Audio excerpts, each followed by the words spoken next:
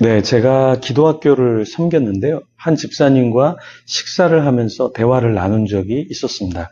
예수님 믿기 전에 그분이 점을 치러 이렇게 다녔는데요. 집 세 채 정도 값을 지불했다. 이렇게 이야기하셨어요. 점값은 그렇게 비싸지 않았는데요. 굿이 좀 비쌌답니다. 굿은 보통 몇백에서 특별 굿, 그러니까 아주 특별히 요청을 무당한테 해서 이렇게 굿을 하면 한 2천에서 3천 정도 비용을 냈다고 했습니다. 제가 있었던 대구라는 지역은 교회가 한 1,500교회 정도 있었는데 그 당시 제가 점집이 얼마나 있나 이렇게 데이터를 찾아보니까 2,020개 정도 되었습니다. 영적으로 굉장히 어두운 곳이었죠. 그래서 그러한 곳에서 그 집사님도 점을 보고 굿을 계속해서 했었는데요. 그 이유는 점과 굿을 하지 않으면, 점을 보거나 굿을 하지 않으면 굉장히 불안하고 실제로 몸이 아팠다고 이야기했습니다. 정말 이분은 굿을 할 때 귀신이 상 차려놓은 곳에서 이렇게 음식을 먹는 장면도 보았다고 했고요. 사실 많이 굿을 보고 무속인에 묶여서 살았을 때 남편이 이혼하자 이렇게 얘기해서 법원까지 갔다가 법원 앞에서 남편이 얼굴이 귀신 같다고 하면서 도망을 가더래요. 그래서 이혼도 그 당시 못했었는데요. 오늘 본문의 바울은 초대교회 때도 미혹되는 영, 귀신의 가르침을 따르는 자들이 있다 이렇게 이야기했습니다. 디모데전서 4장 1절에서 16절까지의 말씀을 오늘 살펴볼 텐데요. 바울은 성령님이 말씀하시는 그것을 들었죠. 그 내용은 나중에 몇몇 사람들은 믿음에서 떠나 미혹하는 영, 귀신의 가르침을 따라 살 것이다 이런 말씀이었어요. 이런 자들의 특징은 양심의 화인을 맞아서 외식하고 거짓말하는 자들이다 이렇게 이야기했습니다. 양심의 화인 맞음은 인두로 지져서 피부에 감각이 없는 상태를 말하는데요. 이렇게 성경적인 가르침을 따르지 않는 자들은 그 당시에 결혼을 금하고 또 어떤 음식은 먹지 말라 이런 이야기를 했다라는 거예요. 그래서 초대교회 때 반율법주의적 삶을 사는 자들도 문제였지만 지나친 금욕주의자, 고행을 추구하며 그렇게 하려고 했던 사람들, 이런 사람도 문제였다라는 거예요. 이런 극단적인 금욕주의, 나중에 이런 자들이 또 이혼론적인 사상을 가져서 물질은 굉장히 악하고 정신은 선하다 이런 이야기를 했는데요. 그 당시 영주주의 사상도 있었습니다. 고대 철학에서는 에피쿠로스가 쾌락주의를 이야기하면서 정신적인 쾌락을 즐기라고 이야기했는데요. 반면에 스토아 사상가들, 철학자들은 고통을 인내해야 한다, 금욕적인 삶을 살아야 한다 이렇게 이야기했습니다. 이 내용이 오늘 본문에도 있습니다. 1절에서 5절까지의 말씀 먼저 같이 읽어보겠습니다.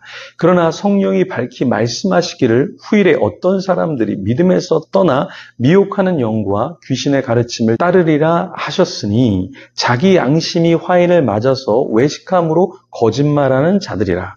혼인을 금하고 어떤 음식물은 먹지 말라고 할 터이나 음식물은 하나님이 지으신 바니 믿는 자들과 진리를 아는 자들이 감사함으로 받을 것이니라. 하나님께서 지으신 모든 것이 선함에 감사함으로 받으면 버릴 것이 없나니 하나님의 말씀과 기도로 거룩하여 짐이라. 바울 시대에 이런 에피쿠로스주의자들과 스토아 사상가들이 있었는데요. 그러나 주님은 우리가 어떻게 살기를 원하실까요? 믿음 가운데 감사함으로 모든 것을 받고 누리기를 원하시는 것이죠. 하나님이 지으신 것은 모두 다 선하고 감사함으로 받으면 버릴 것이 없다고 했습니다. 특별히 4절에 지으신 것이라는 이 단어가 나오는데 헬라어로 크리스마라는 단어예요. 이것은 창조를 말하는 크리조에서 나온 단어인데요. 그러니까 짓다, 만들다, 창조하신 것을 언급하는 것인데 그런 것이 어떻다고요? 선하고 온전하다 이렇게 말씀하고 있습니다. 그러니까 어떤 사상과 철학에 빠져서 결혼은 안 좋은 거야. 음식을 먹는 거는 안 좋은 거야.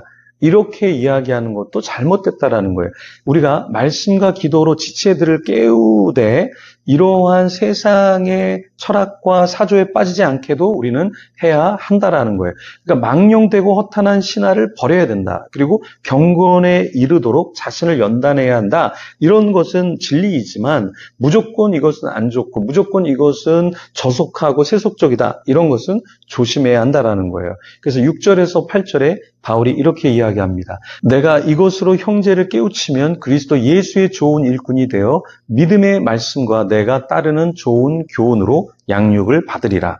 망령되고 허탄한 신화를 버리고 경건에 이르도록 내 자신을 연단하라. 육체의 연단은 약간의 유익이 있으나 경건은 범사에 유익하니 금생과 내생의 약속이 있느니라. 바울은 경건의 훈련이 너무나 중요하다고 이야기했습니다. 여러분이 이렇게 새벽에, 아침에, 또 하루 중에 이렇게 말씀을 묵상하는 거 굉장히 중요합니다. 이것도 하나의 훈련이에요. 그러니까 운동을 우리가 매일매일 하면 어때요? 우리의 몸이 굉장히 건강해지겠죠? 영적으로도 마찬가지로 매일매일 말씀을 묵상하고 그 말씀이 어떤 것을 뜻하는가를 상고하는 것. 이것은 우리를 영적으로 건강하게 하고 영적으로 건강하면 우리의 정신과 마음과 육체가 또한 건강해진다라는 거예요. 최근에 제가 아는 목회자 같이 설교 글쓰기 코칭을 하는 분이 숨이 쉬어지지 않는데요. 공황장애가 왔대요. 너무 안타깝습니다. 정말 우리가 하나님 안에서 스트레스를 받지 않고 우울하지 않고 건강하게 생활하면 얼마나 좋을까요? 그런데 우리가 이렇게 건강하기 위해서는 우리의 영과 정신과 마음과 육체가 다 건강해야 하겠죠. 그렇죠? 자, 그래서 바울은 이렇게 이야기하고 있습니다. 미쁘다 이 말이요 모든 사람이 받을 만하도다. 이를 위하여 우리가 수고하고 힘쓰는 것은 우리 소망을 살아계신 하나님께 두미니 곧 사람, 특히 믿는 자들의 구주시라. 바울은 허탄한 것에 주목하지 말고 경건 훈련을 하는 것을 선택사항이 아니라 필수사항이라고 이야기를 하고요. 그런 다음에 또한 이것들을 명하고 디모데가 가르쳐야 한다 이렇게 이야기하고 있죠. 자, 이를 위해서는 말과 행동과 사랑, 믿음, 정절에 있어서 믿는 자의 본인이 되어라. 그리고 너가 연소하기 때문에 어리기 때문에 업신여김을 받지 않도록 조심해라. 이렇게 이야기했습니다. 우리도 나이가 어려도 말과 행동과 성품과 정절에 힘쓰면 세상에서 우리가 업신여김을 당하지 않겠죠. 그래서 오늘 하루도 우리는 어떻게 살아가야 될까요? 주님 안에서 내가 경건 훈련도 하고 나의 어림과 나의 연약함이 아니라 그리스도 안에서 온전의 짐을 통해서 사람들에게 업신여김이 아니라 오히려 사람들에게 감명을 주고 도전을 주고 그래서 더 많은 사람들을 그리스도에게로 이끄는 저와 여러분이 되기를 소망합니다. 이를 위해서 또한 같이 기도하며 하나님 앞에 나아가겠습니다.